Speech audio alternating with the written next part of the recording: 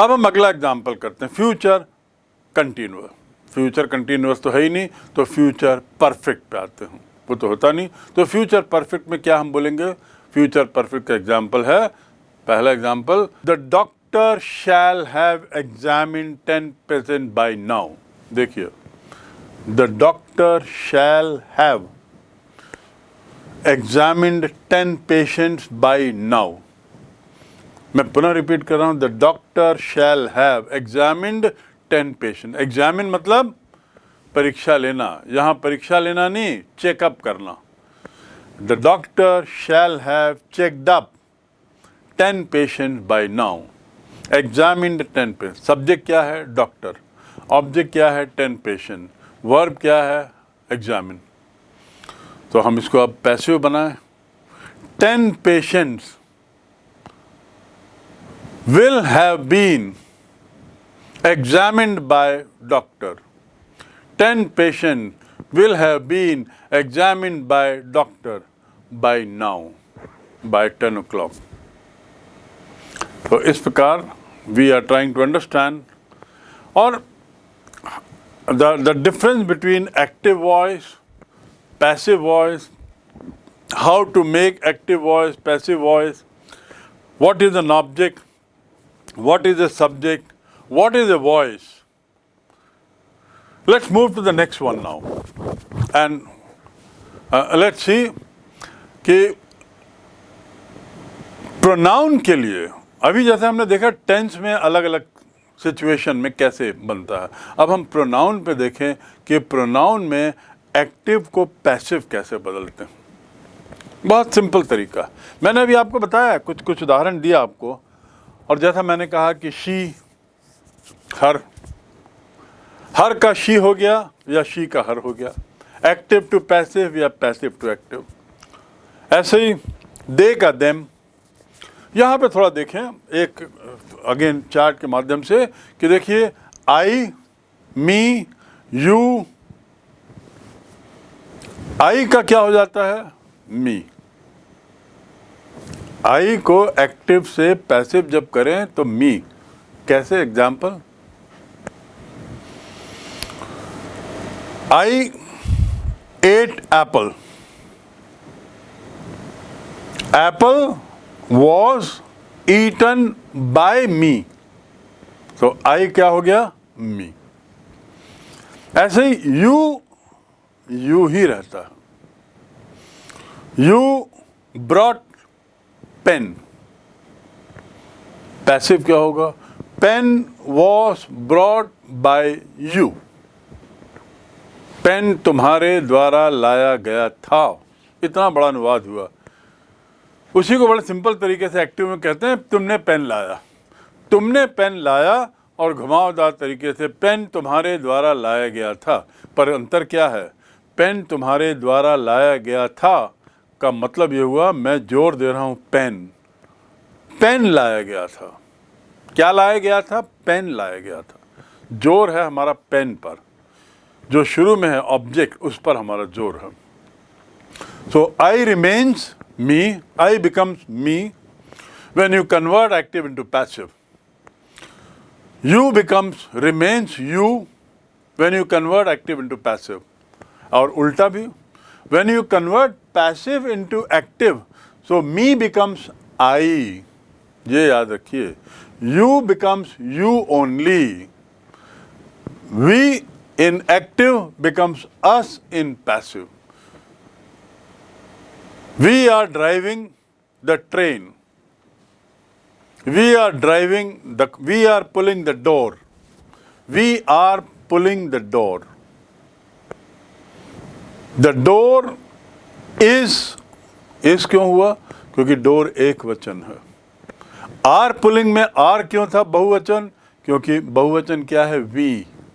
तो यहाँ पे वर्ब जो है वो किसके लिए हो रहा है?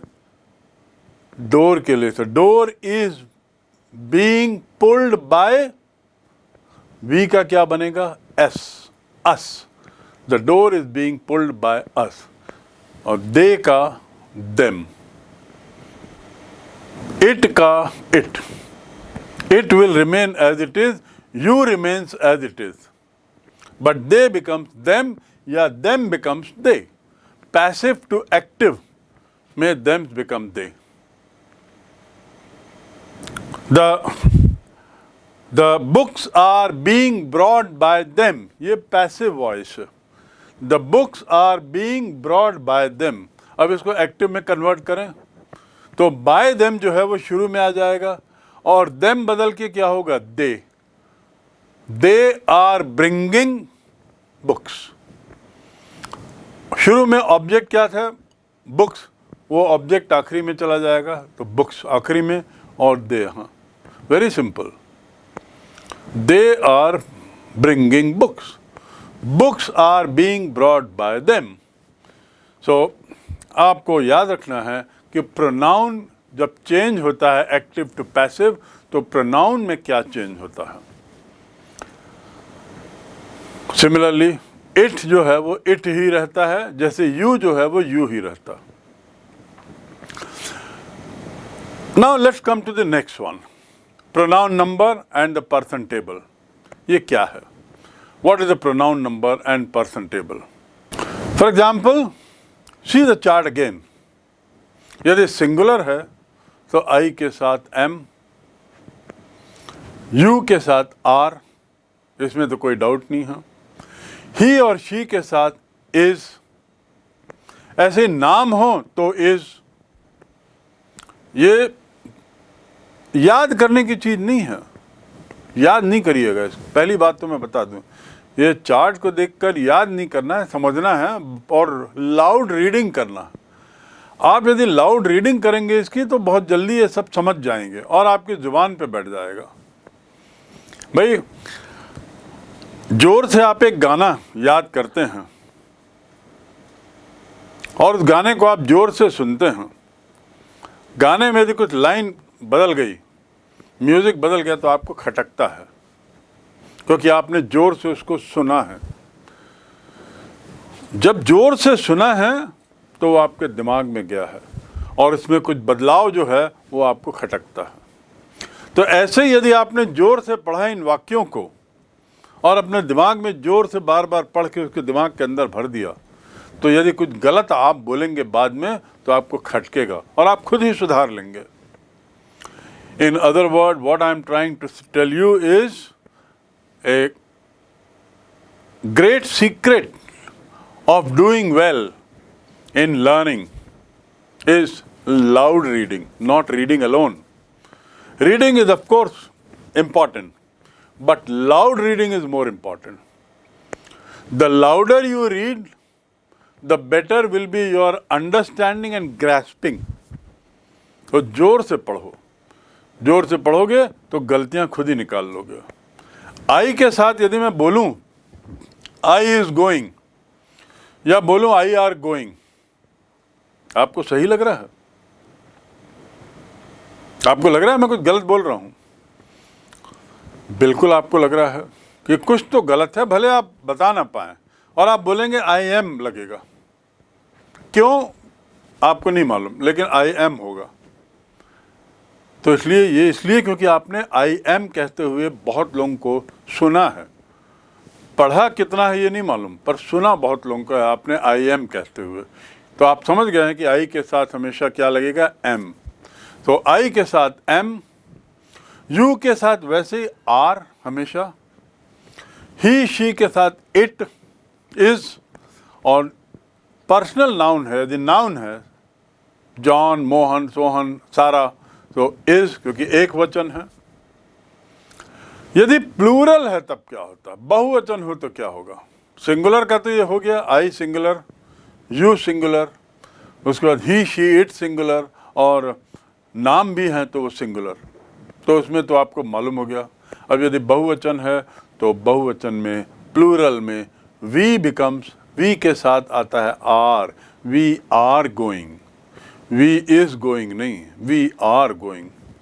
यू के साथ आर, ये सिंगुलर हो या प्लूरल हो दोनों में यू के साथ आर रहता है।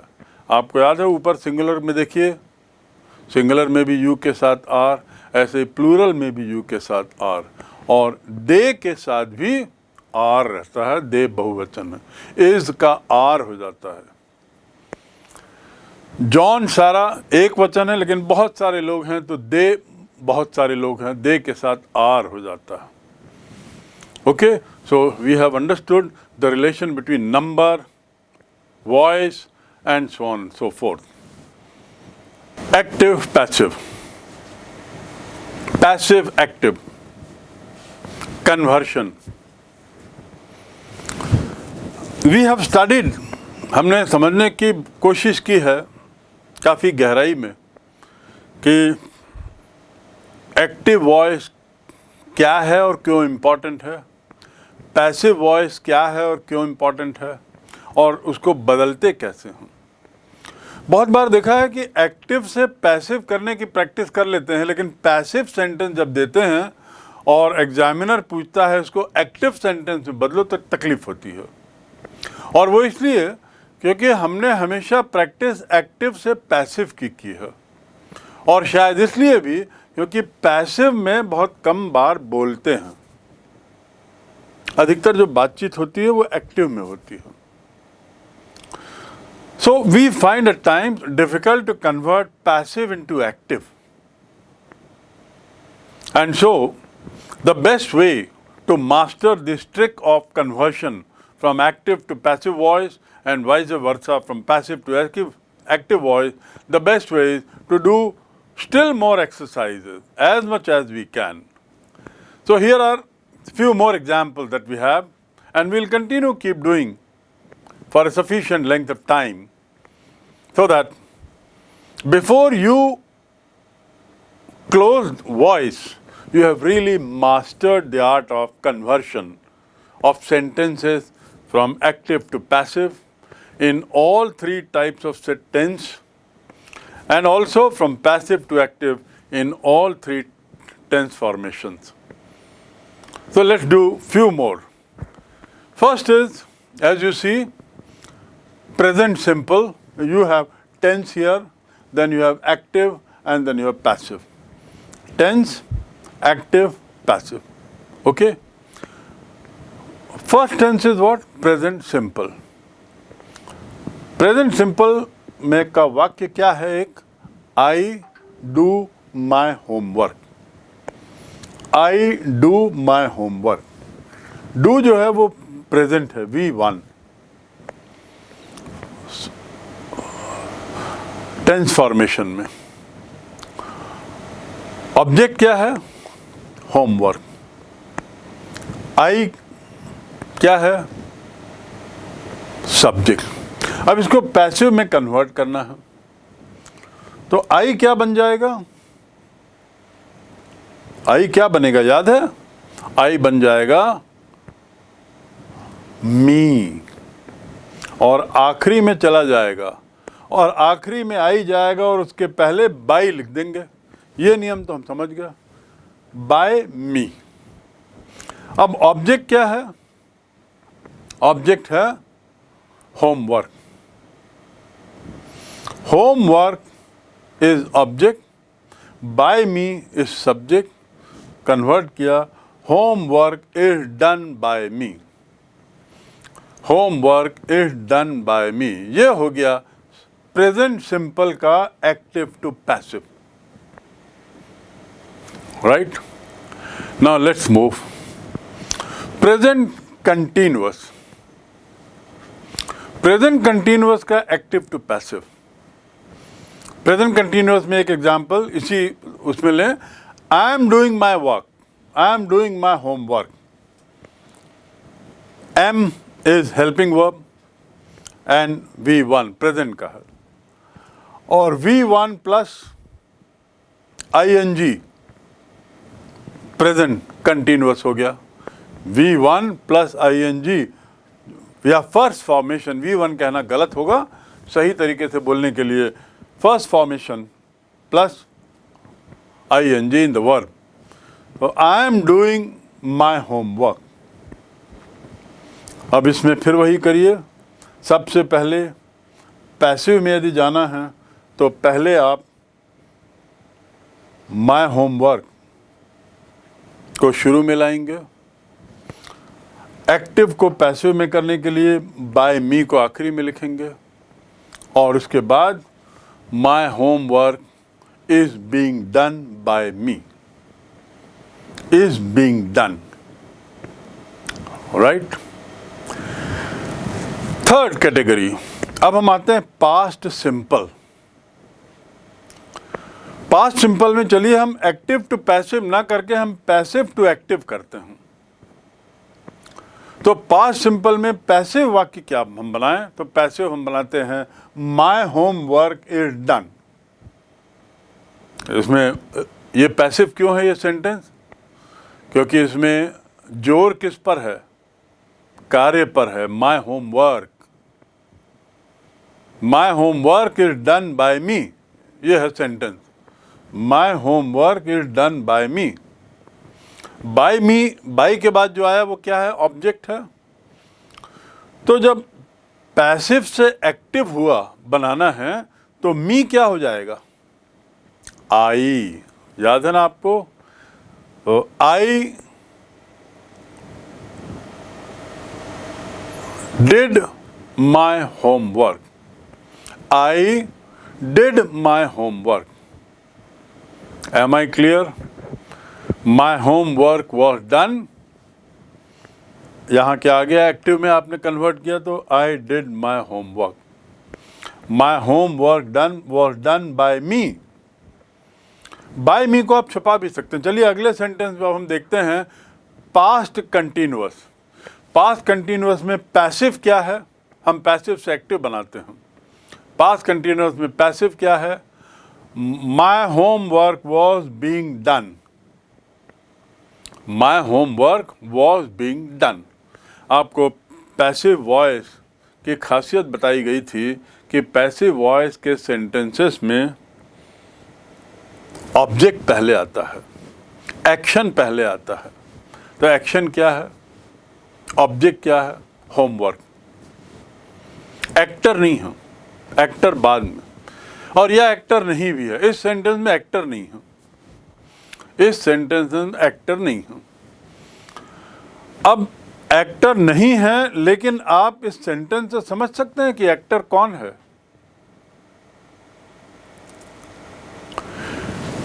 My homework was being done. आगे आप लिखिए by me. So I was doing my homework, क्योंकि ऑब्जेक्ट सब्जेक्ट की जगह पे चला गया, सब्जेक्ट ऑब्जेक्ट की जगह पे आ गया, और जो टेंस फॉर्मेशन है उसको ध्यान में रखिए, जैसा बताया गया आपको वैसा। सो पास्ट कंटिन्यूअस में पैसिव वॉइस में आपने लिखा my homework was being done, और आपको पूछा गया है कि इसको एक्टिव में बदलो, तो आपने कहा I was doing my homework, right. Now let us move to the third tense formation. What is the third tense formation? Perfect, present perfect. Present perfect में let us do active. Note down the active sentence. I have done my homework. ये perfect क्यों है? perfect में क्या रहता है? काम पूरा हो जाता है, पूरा जा। I have done my homework, काम पूरा हो गया।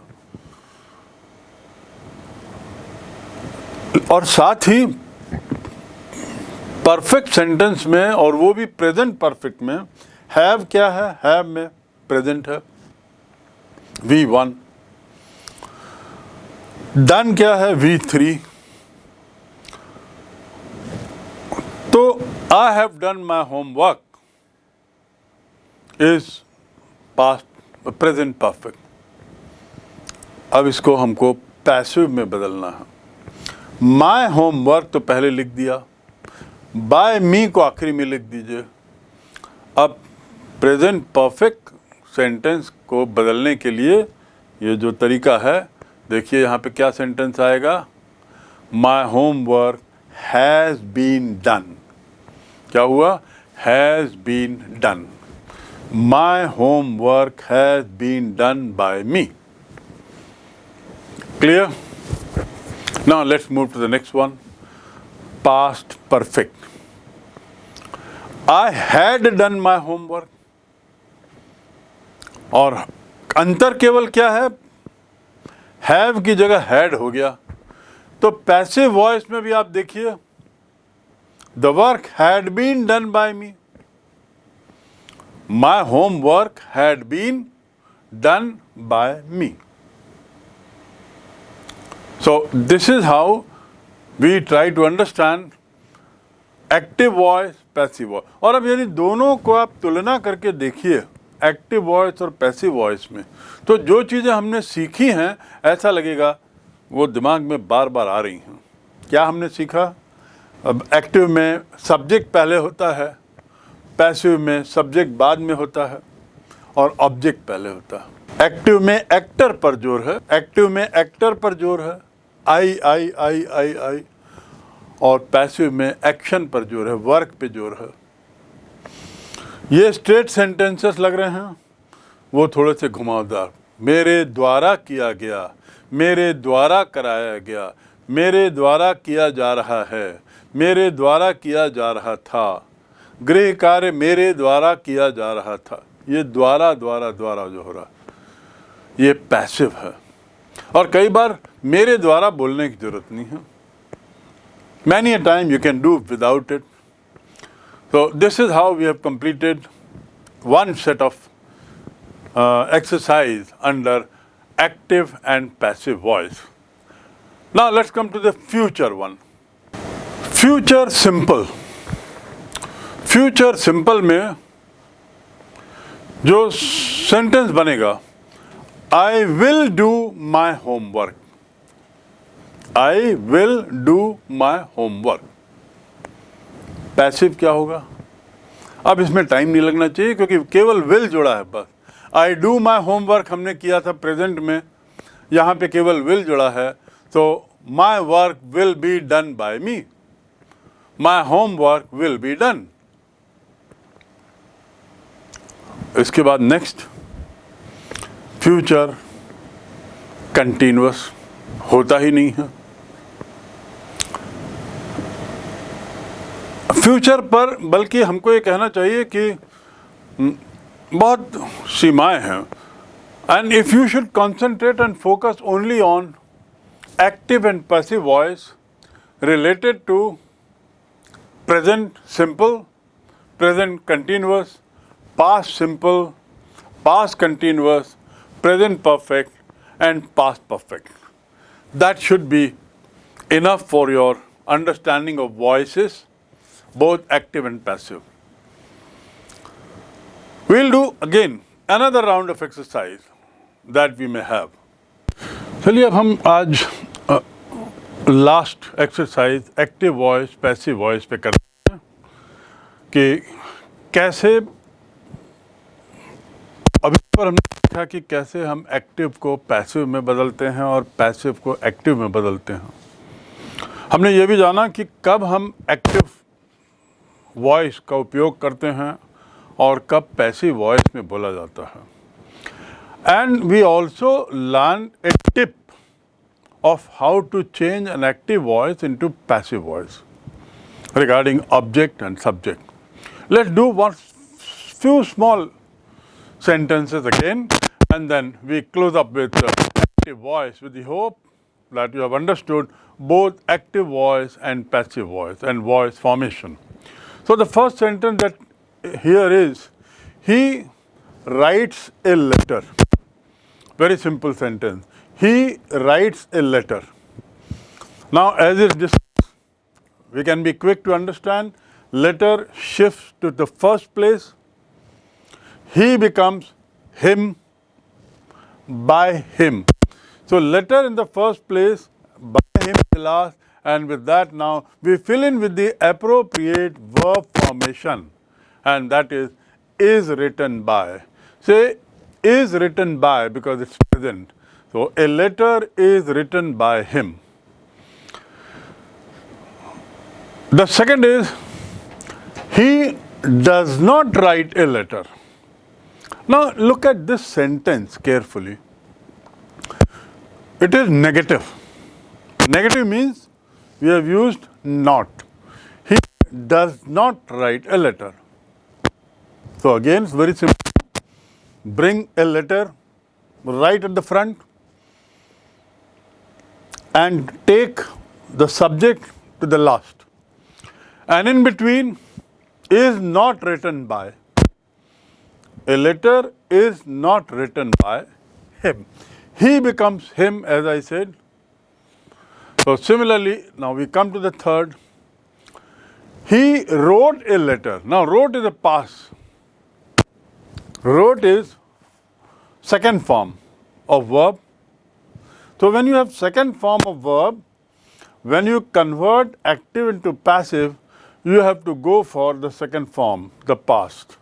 And that is what is done here. He wrote a letter. A letter was written by him. Because it is wrote here, so was written.